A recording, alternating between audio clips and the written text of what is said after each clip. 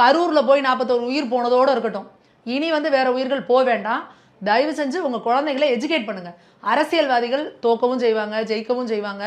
அவங்க அரசியலில் உங்களை வச்சு விளையாடிட்டு இருக்காங்க. அவங்களுக்கு நீங்கள் ஓட்டு போடுறதோட நிறுத்திக்கணும்.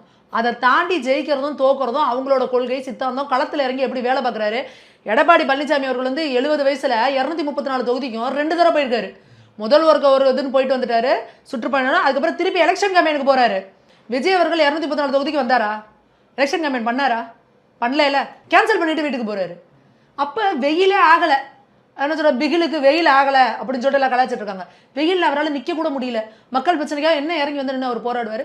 234 தொகுதியிலையும் வந்து இந்த எனக்காக நிற்கிறாங்க, இவங்களுக்கு ஓட்டு போடுங்கன்னு ஒன்றும் கிடையாது. ஏசி காரில் வர போகிறாரு. அங்கே ஏறி நின்று மைக்கில் பேசிட்டு திருப்பி போகிறாரு.